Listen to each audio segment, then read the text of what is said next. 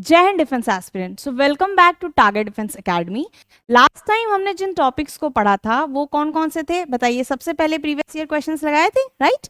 उसके बाद हमने उसको सेक्शनल टॉपिक्स के हिसाब से पढ़ा और this is only the way जिस तरह आप पढ़ते हो। कभी भी आप कोई एनालिसिस करते हो सबसे पहले उसका एक साल का प्रीवियस ईयर उठाओ और उसके बाद एनालाइज करो कि क्वेश्चन का ट्रेंड क्या है, फिर उसको सेक्शनल हिस्सों में बांट लो कि okay this section is coming from this portion, this section is coming from this portion.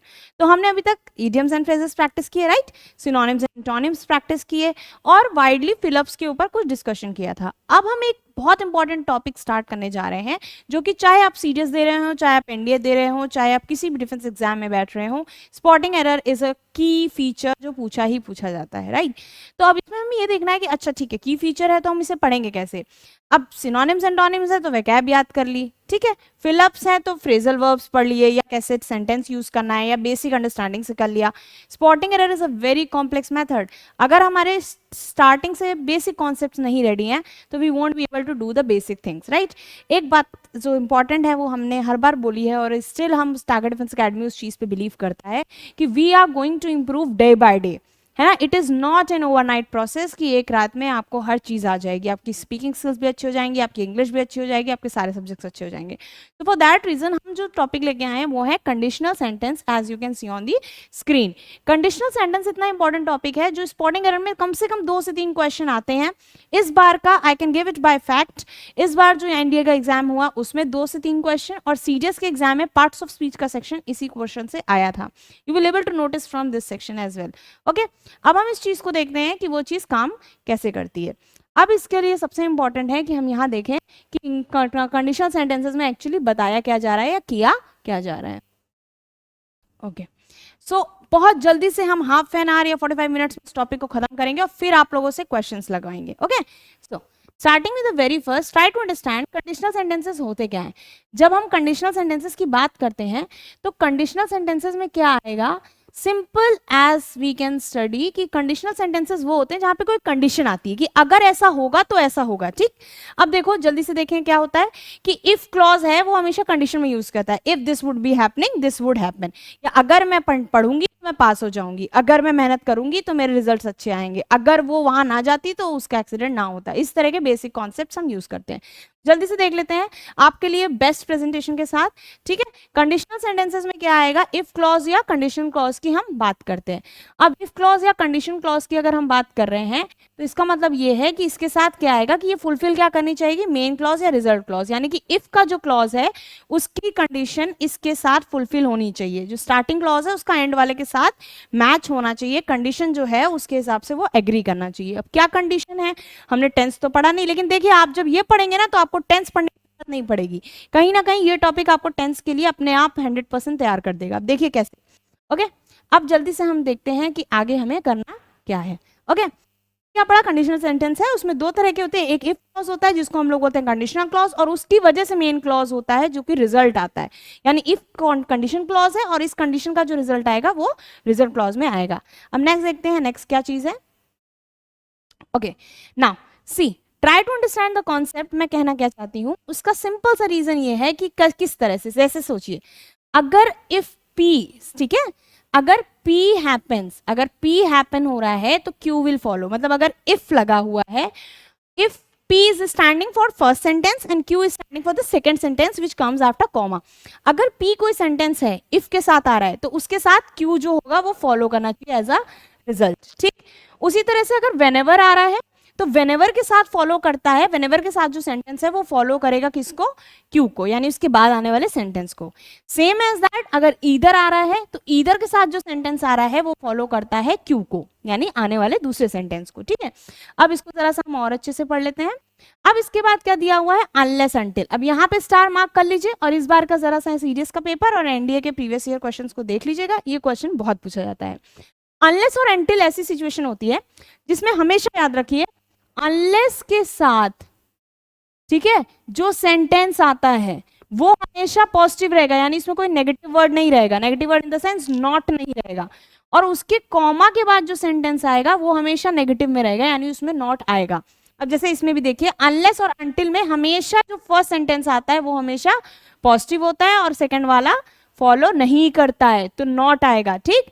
उसी तरह से ओनली इफ है, ओनली इफ अगर आ रहा है स्टार्टिंग में किसी सेंटेंस में, आप समझ जाइए कि वो कंडीशनल का सेंटेंसेस का केस है। ओनली इफ अगर होता है तो उसके साथ क्यू फॉलो नहीं करेगा, ठीक है। अब नेक्स्ट चीज हम देखते हैं कि वो कैसे होती है। P happens and Q happens, मतलब दो सिचुएशन है कि अगर आज ऐसा होगा तो ऐसा होगा। अब हमने एंड के थ्रू कैसे जोड़ा, आज वो आएगी और हम मूवी जाएंगे, तो वो आएगी तब वो मूवी जाएगी, तो एंड के थ्रू हमने कनेक्ट किया। फिर आता है एज सुन एज। अब मुझे सारे बच्चों में से कोई भी एक बच्चा ऐसा नहीं है जो ये कह सकता है कि मैम ये नहीं आया है। एज सुन एज मैक्सिमम पूछा जाता है, आपने नोटिस भी किया होगा जिसने प्रीवियस ईयर क्वेश्चन पेपर्स लगाए और जिसने नहीं लगाए हैं, just keep it in your mind, right. As soon as के साथ जो स्टेटमेंट आती है यानी जो सेंटेंस आता है वो क्या करता है, उसके नेक्स्ट वाली सेंटेंस को फॉलो करता है, मतलब कंडीशन एग्री करनी चाहिए कि पहली वाली होगी तभी दूसरी वाली कंसीडर की जाएगी। प्रोवाइडेड भी उसी तरह वर्ड है, जैसे मैंने बोला कि आई will give you marks provided you study in exam, है ना, तो स्टडी करोगे आप तभी आपको मार्क्स मिलेंगे। तो प्रोवाइडेड भी उस तरह से कंडीशन है जहाँ पे पहला सेंटेंस तभी एग्री करेगा जब दूसरी वाली होगी, जैसे वो मार्क्स कब देगी, जब वो पढ़ेगा या पढ़ेंगी, ठीक। चलो अब नेक्स्ट देखते हैं कि हम इससे समझते क्या है। बहुत जल्दी से इस टॉपिक को कवर करेंगे, इतनी जल्दी आपको कोई भी कवर करा के इतना इंपॉर्टेंट टॉपिक नहीं देगा, that I can assure for sure, ठीक है। अब देखते हैं कि करना क्या है। चलिए अब नेक्स्ट वाले पे अगर देखें, अब समझने की कोशिश करिएगा जो मैं समझाना चाह रही हूँ, ठीक। अब जैसे ही हम मार्कर लेके आए, और एक पेन की जरूरत एक टीचर को होती है, सो मुझे भी है, let's see how it is going to work, right. अब देखते हैं कि ये कहना क्या चाह रहा है। पेन का कलर चेंज कर लेते हैं, व्हाइट स्क्रीन है, राइट। तो अब इसमें देखिए, इसमें आप समझने की कोशिश करिए। इफ ही सक्सीड्स, पहला सेंटेंस सेंटेंस वन है यानी ये पी है, और ये क्या है, ये क्यू है। उसी तरह से ये पी है और ये क्यू है, ये पी है और ये क्यू है। अगर इफ लगा है यानी इफ के साथ जो सेंटेंस आया तो उसको क्यू फॉलो कर रहा है, कैसे कि अगर वो सक्सीड करेगा तभी वो पार्टी देगा ना। उसी तरह से नेक्स्ट देखिए, यानी ये कंडीशन है, ये कंडीशनल क्लॉज है, और ये उसका रिजल्ट है यानी ये मेन क्लॉज है, ठीक। तो ये मेन क्लॉज है और ये क्या है, ये कंडीशनल क्लॉज है,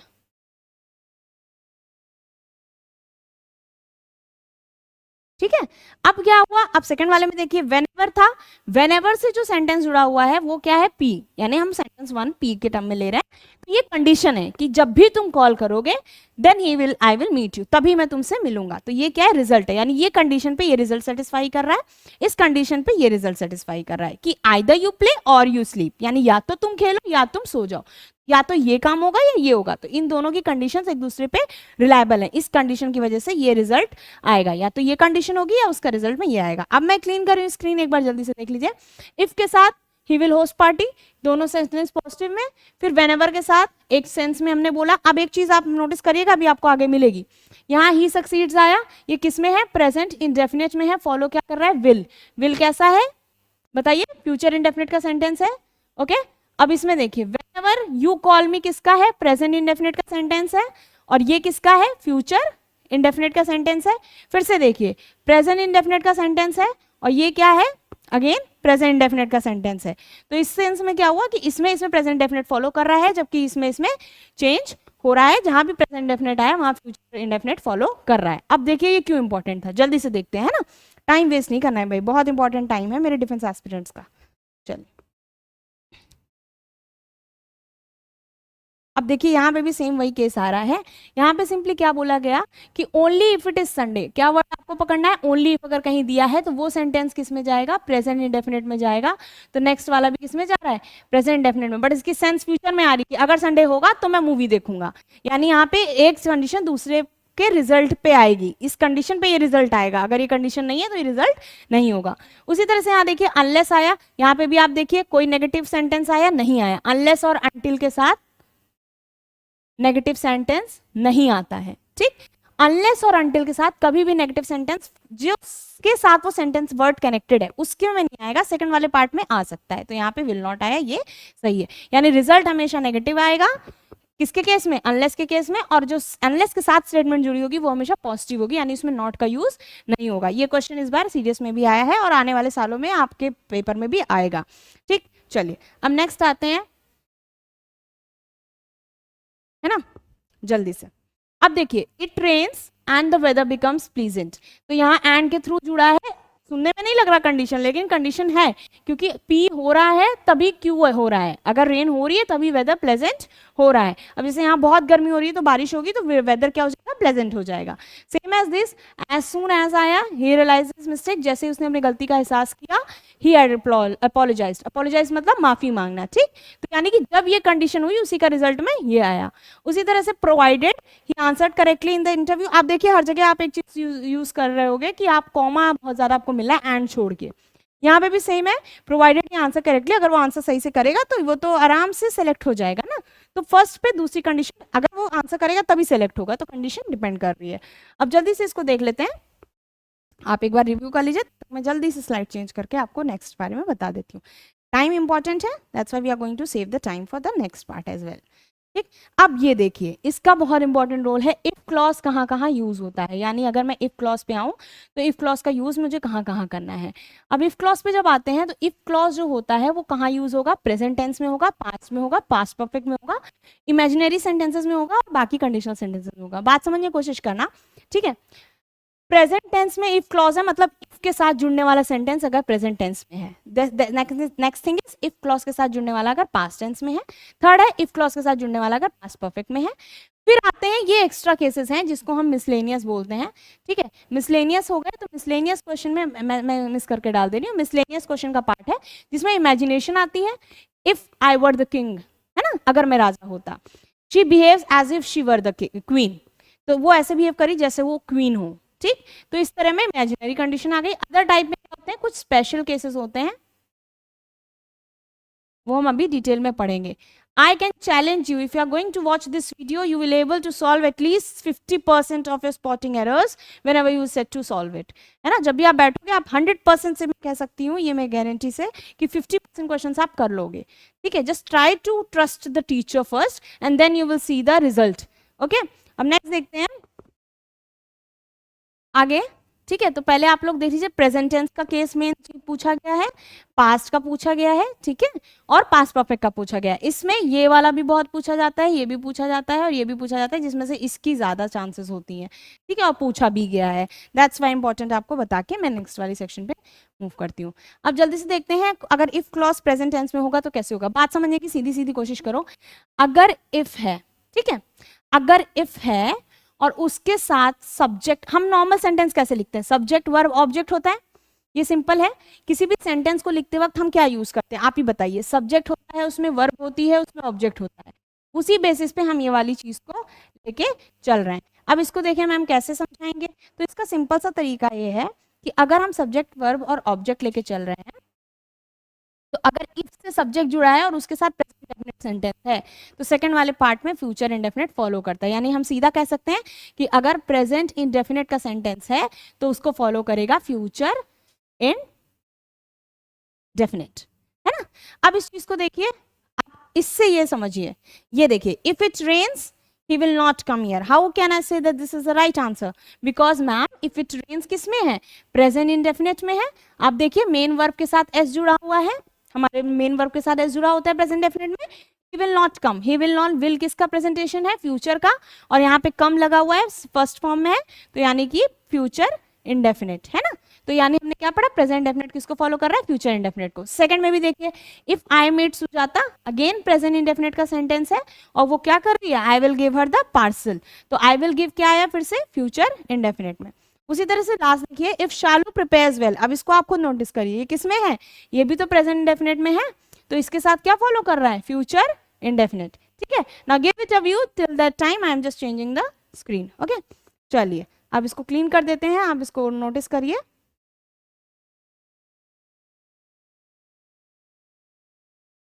अब आता है मैम पास्ट के साथ, प्रेजेंट के साथ सेकंड वाला केस कौन सा है, प्रेजेंट कॉन्टिन्यूअस का। भाई ऐसे ही तो चलते हैं, present definite, present continuous, present perfect and then present perfect continuous. पर क्लॉजेस में हमारे पास तीन कंडीशन मेन होती है, एक प्रेजेंट लाइक प्रेजेंट डेफिनेट की, एक प्रेजेंट कॉन्टिन्यूअस की, एक प्रेजेंट परफेक्ट की, और चौथा इमेजिनरी, और पांचवा अदर कंडीशनल सेंटेंसेस। अब देखते हैं इसमें कैसे बोल रहा है।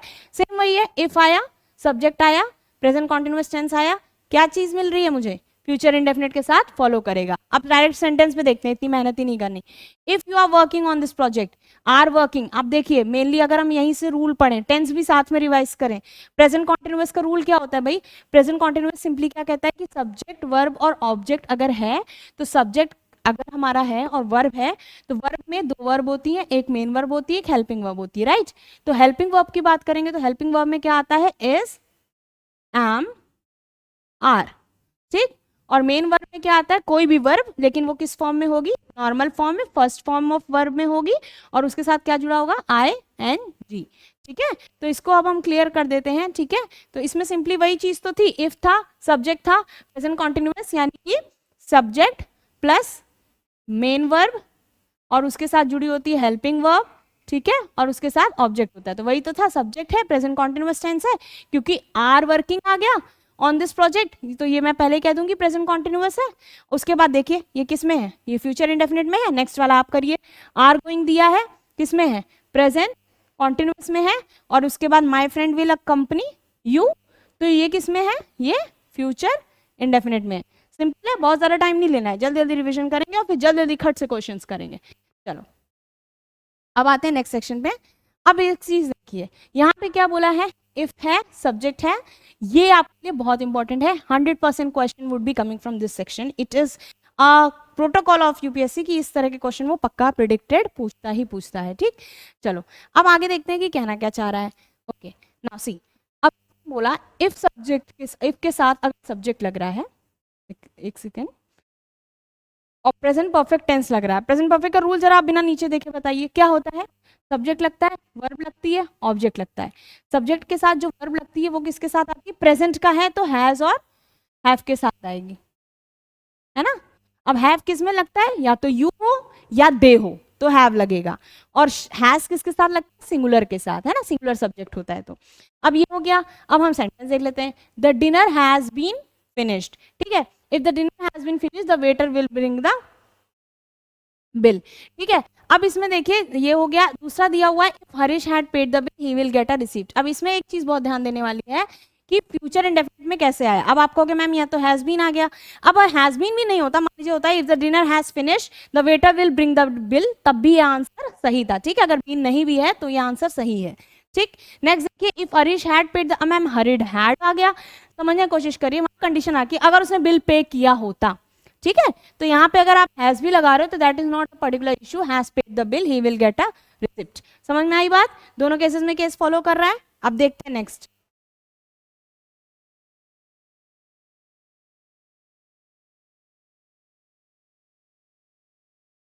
अब आते हैं कंडीशनल केस में इफ क्लॉज पास्ट टेंस में कैसे यूज होता है। ये भी एक इंपॉर्टेंट सेक्शन है जिसको छोड़ना हमें नहीं है, ठीक। इफ क्लॉज पास्ट सेक्शन में कैसे आएगा? सिंपल देखिए, इफ है, सब्जेक्ट है, पास्ट इंडेफिनिट है, सब्जेक्ट है, वुड है, प्लस V1 है। अब इसमें देखने की कोशिश करिए, अगर if subject past indefinite subject word कैसे यूज होगा। देखो दिमाग लगाओ, प्रेजेंट के सारे केसेस में क्या हो रहा था? प्रेजेंट इंडेफिनिट होता, चाहे प्रेजेंट कॉन्टिन्यूअस था, चाहे प्रेजेंट परफेक्ट था, सबके साथ फ्यूचर इंडेफिनिट आ रहा था। बेसिक याद हो गया? याद हो गया? इसके रूल्स आपको पता ही है तीनों के, ठीक। तो यहाँ से ये रिवीजन हो गया थोड़ा। अब देखो नेक्स्ट पॉइंट पे कैसे करते हैं। अब हम पास्ट में एंटर कर रहे हैं तो हम जल्दी से पास्ट वाली चीज को स्टडी कर लेते हैं। हमें पास्ट में गया है कि अगर इफ क्लॉज है, अब देखो डायरेक्ट इस चीज को आप नोट करो, इसीलिए मैं डायरेक्ट इतना ज्यादा नहीं जा रही थ्योरी में, ये आप रीड कर सकते हो और समझ जाओगे। हमें क्वेश्चन ज्यादा लगाने हैं। इफ अगर लगा, ठीक, सब्जेक्ट लगा, पास्ट इंडेफिनिट, पास्ट इंडेफिनिट मतलब क्या होगा सेंटेंस में? आप ही बताइए क्या होगा? She wrote a letter। ये कैसा सेंटेंस है? ये है पास्ट डेफिनेट का सेंटेंस, ठीक है। शी wrote a letter, क्यों? क्योंकि वर्ब किस फॉर्म में आ रही है? सेकंड फॉर्म में आ रही है, ठीक। V2 है यहाँ पे। अब देखने की कोशिश करिए, सेकंड फॉर्म में वर्ब है, नॉर्मल सेंटेंस है, काम खत्म। अब इसको देखा हमने पास्ट इंडेफिनिट है तो इस तरह से होता है। तो इन्होंने क्या बोला कि अगर कोई सेंटेंस के पहले इफ लग रहा है और वो सेंटेंस किस में है? पास्ट इंडेफिनिट में है, ठीक है। तो इसके साथ क्या होगा? वो जिसको फॉलो करेगा वो किसके साथ आएगा? वो हमेशा वुड प्लस क्या दिया हुआ है? V1 plus complete object. इस चीज को ऑब्जेक्ट के थ्रू रेफरेंस दी जाती है, ठीक। अब इसको जरा मैं क्लीन करूं स्क्रीन को, अपने आप देखिए। देखिए अब क्या दे रखा है? इफ था, सब्जेक्ट था। अब देखिए इफ था, सब्जेक्ट था, प्रिपेयर्ड से क्या पता चला? किसका सेंटेंस है? पास्ट इंडेफिनिट का। अब उसके बाद यहां तक सेंटेंस खत्म हो गया, नेक्स्ट पार्ट में क्या फॉलो होगा, वुड प्लस V1 इसकी तरह, तो वुड और गेट सही तो है सेंटेंस, कोई दिक्कत नहीं है। अब यहां देखिए, if I found her address, अब सी फिर से फाउंड है, फाउंड किस में आया, पास्ट इंडेफिनिट, देन किसको फॉलो कर रहा है, वुड आया मैम, सेंड आया, सेंड V1 होता है, ये सेंटेंस अपने आप में सही है, तो दिस इज करेक्ट। अब नेक्स्ट देख लेते हैं जल्दी से, है ना, तब तक हम जरा स्क्रीन क्लीन कर लें। टाइम नहीं लगाना है भाई, टाइम बहुत इंपॉर्टेंट है, और उसको एकदम, अब तो बस थोड़े दिन बचे हैं इंडिया एग्जाम के लिए, थोड़े इसलिए बोल रहे हैं क्योंकि यूपीएससी ओरिएंटेड है और इस कोर्स इतना है, तो थोड़े ही मान के चलिए आप, बहुत ज्यादा दिन नहीं है आपके पास, ठीक है। चलिए अब कंडीशन टाइप इफ क्लॉज की पास्ट परफेक्ट में, ये बहुत इंपॉर्टेंट है, इसको स्टार मार्क कर लो बेटा, आई कैन एश्योर यू इससे क्वेश्चंस आते हैं, आए हैं और आएंगे, ठीक है। अब पॉइंट क्या है, क्योंकि इसके कॉन्सेप्ट बच्चों को पता ही नहीं होते, वो पूरा पूरा पेपर लगा देते हैं, उनको बेसिक कॉन्सेप्ट्स कोई नहीं पढ़ाता है, कहीं पे भी नहीं पढ़ाया जाता है। हम आपको बेसिक कॉन्सेप्ट्स क्यों पढ़ा रहे हैं, सो दैट आपकी एक बार ग्रिप हो गई ना, तो आप 100 of 20 क्वेश्चंस आप अपने आप कर सकते हो, ठीक है। अभी हम इसका प्रैक्टिस सेट भी लगाएंगे, so don't leave the class, continuously देखिए एंड सी द वे कि कैसे पढ़ना है, ठीक। अब देखिए, इफ के साथ यहाँ पे सिंपली बोला गया कि इफ के साथ अगर सब्जेक्ट लग रहा है और पास्ट परफेक्ट टेंस का है, तो उसमें क्या था, अगर पास्ट इंडेफिनिट था तो वुड हैव, मतलब वुड लग रहा था और V1 लग रहा था। इसमें क्या होगा, सब्जेक्ट के साथ वुड भी जुड़ेगा, लेकिन यहाँ पे हैव और V3 चेंज हो गया, है ना। पास्ट इंडेफिनिट में खाली वुड और V1 लग रहा था, इसमें क्या हुआ, वुड भी लगेगा और हैव भी लगेगा और V3 लगेगा। अब ऑब्जर्व करना मैंने जो बोला, ठीक। इफ है, ठीक है मैम, है, I is the subject, had known से क्या पता चला कि ये किसमें है, पास्ट परफेक्ट में, है ना, पास्ट परफेक्ट में है। How easy the job was, comma आ गया, सेंटेंस यहाँ पे खत्म, यानी P खत्म। अब Q वाले सेक्शन को देखते हैं, वुड आया, ठीक है, हैव आया, ठीक है, V3 आया, टेक, टुक, टेकन, तो टेकन यहाँ पे सही है। अब नेक्स्ट देखिए, if she hadn't been ill, अब यहाँ पे इस तरह से देखो, she hadn't been ill, past perfect है या पास्ट परफेक्ट कॉन्टिन्यूअस में चला गया, she hadn't been ill, she would have gone, यानी कि पास्ट परफेक्ट और परफेक्ट में एक ही जैसा रूल फॉलो होता है, उसमें इतना ज्यादा वेरिएशन नहीं है, तो she would have gone same rule follow हो रहा है। फिर देखिए नेक्स्ट, इसमें तो कुछ सोचना ही नहीं है, ज्यादा सोच के पेपर नहीं करना है, बस बेसिक कॉन्सेप्ट देखने हैं और अपने कोर्स को जल्दी जल्दी वाइंड अप करना है। If they had driven a few more kilometres they might have found a better hotel. अब इसको स्टार मार्क करो, अब मैं बताती हूँ इसके पीछे का कॉन्सेप्ट क्या है। हमेशा याद रख, कभी भी विल जो होता है उसको हम किसी मॉडल से रिप्लेस करते हैं उसी फॉर्म में, तो वो गलत नहीं है सेंटेंस। मतलब अगर आपको कहीं पे विल दिया हुआ है, ठीक है, तो आप उसको मे में अगर बदल रहे हो, कैन में अगर बदल दे रहे हो, तो ये सही माना जाएगा। अगर विल की जगह किसी रूल में विल आ रहा था और उसकी जगह मे और कैन यूज किया, दैट इज कंप्लीटली ओके, ठीक है, ये चीज आपकी सही है। उसी तरह से सेंटेंस में बोला जाए, अगर आपके पास कहीं वुड आ रहा है, ठीक, और उसकी जगह मैं कुड, शुड या माइट यूज कर दूं, तो वो भी अपने आप में सही है, गलत नहीं है। यानी this can be the replacement for this and this can be the replacement for this. Don't get very confuse, इसी में आपको वो घुमाते हैं और आप उसमें घूम जाते हो और आप क्वेश्चन गलत कर देते हो। तो बेसिक कॉन्सेप्ट्स के साथ बहुत क्लियर कट रखो माइंड में, ठीक। चलो अब एक बार क्लीन करते हैं। अब इसमें देखते हैं क्या क्या रहा है। देखिए इफ अगर इसको ध्यान से देखा जाए, है ना, if they had driven a few more kilometre might have found a better hotel. मान लीजिए मैं यहाँ पे माइट काट दे रही हूँ और मैं यहाँ लिख दूं विल, वुड। अब मुझे जरा बताइए, अगर मैं यहाँ वुड लिखती हूँ तो क्या सेंटेंस गलत है? If they had driven a few kilometres, ma'am had driven है, पास्ट परफेक्ट में है, कोई दिक्कत नहीं है, हमने यही पढ़ा था। पास्ट परफेक्ट के साथ क्या फॉलो होता है बताइए, वुड, हैव और V3 फॉलो होता है, तो देख लेते हैं, ठीक। वुड, हैव और V3 फाउंड, सही है मैम, कोई दिक्कत नहीं है, आपने सही समझाया। लेकिन पॉइंट ये आ रहा है कि मैम यहाँ तो माइट लिखा हुआ है। अगर हम नॉर्मल सेंटेंस को देखें तो यहाँ पे तो माइट लिखा हुआ था, तो मैंने अभी आपको यही बात तो बताई। मैंने क्या बोला कि अगर वुड है, वुड आना चाहिए और उसकी जगह पे माइट आ रहा है, कुड आ रहा है, तो ये गलत नहीं है। This can be acceptable for this thing, ठीक है। वुड की जगह हम कुड और माइट यूज कर सकते हैं, दैट इज कंप्लीटली ओके, तो इसमें कोई भी एरर नहीं है, दिस इज नो एरर, ये कंप्लीटली सही सेंटेंस है। नेक्स्ट वाला देखिए, वही चीज मैंने बोली ना, वुड के स्थान पर माइट का प्रयोग किया जा सकता है। सो हम जब क्वेश्चंस लाते हैं तो हम ये नहीं सोच के लाते कि हमारे सिर्फ उन एस्पिरेंट्स को पढ़ना है जो इंग्लिश जानते हैं। हर वो एस्पिरेंट जिसके में मन से इच्छा है कि वो डिफेंस को ज्वाइन करना चाहता है, बट वो कहीं ना कहीं एक बैरियर फील करता है इंग्लिश में। We are always here for you, कि आपकी हम हेल्प कर सकें in every way possible, right. चलो नेक्स्ट चीज देखते हैं। चलो अब यहाँ देखिए हैड, अब देखिए आपने क्या पढ़ा था, अभी आपने पढ़ा, अगर मेरे पास पास्ट परफेक्ट का सेंटेंस होता है और उसके साथ क्या जुड़ा हुआ है, सिंपली ऑब्जेक्ट है, खत्म हो गई बात, तो उसके आगे आने वाला सेंटेंस किसमें होगा, subject plus would have plus V3 rule था। अब हमने क्या बोला, पास्ट परफेक्ट में आप सेंटेंस को कैसे लिखते हो, सिंपल होता है, सब्जेक्ट वर्ब ऑब्जेक्ट, और वर्ब की जगह पे आप had plus main verb use करते हो, यानी मेन वर्ब यूज करते हो, और मेन वर्ब जो यूज करते हो वो किस फॉर्म में होती है, थर्ड फॉर्म में, है ना। Third form of main verb, do, जैसे डू है तो उसका क्या जाएगा, डन जाएगा, ठीक है।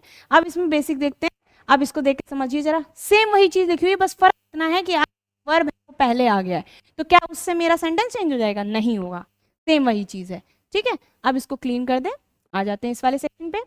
हैड ही कम, जरा सा रुक जाते हैं, है ना, हैड ही कम टू मी, तो हैड ही कम टू मी अगर मैं लिखती ही हैड कम टू मी, तब भी ये सही था और अब भी ये सही है, बस आपको अब कंफ्यूज करने के लिए वो क्या करते हैं, हैड को पहले लगा देते हैं, जो कि ग्रामेटिकली गलत नहीं है, ठीक है। अब इसको देखें, हैड ही कम टू मी किसका सेंटेंस है भाई, दोनों के दोनों कैसे हैं, पास्ट परफेक्ट के सेंटेंस हैं, ठीक।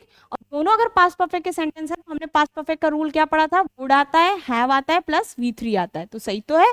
तो चाहे ये लिखा होता had he come to me I would have given him my car, ये भी सही है।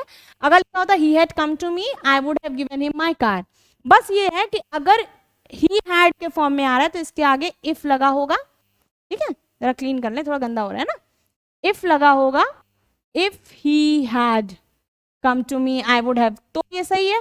और इस केस में क्या है, इफ नहीं लगा है लेकिन हैड से स्टार्ट कर दिया तो भी सही है, कंफ्यूज नहीं होना है, दोनों का रूल वही है, बस ये है कि अगर वो जनरल फॉर्म में आ रहा है तो उसके साथ इफ लगा होगा, अगर नहीं आ रहा है तो हैड से स्टार्टिंग होगी।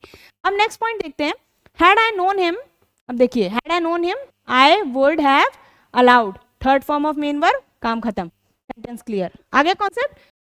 ओके सो हमने जब ये वाला पढ़ा, अभी हमने आपको रूल को बताया था, है ना।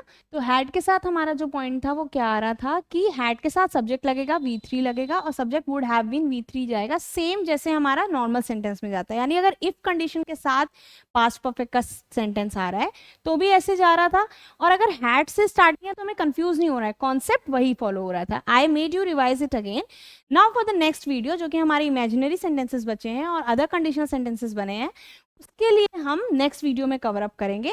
So for that time stay tune, see the video, and please like, comment and subscribe the channel if you want it in a go, okay.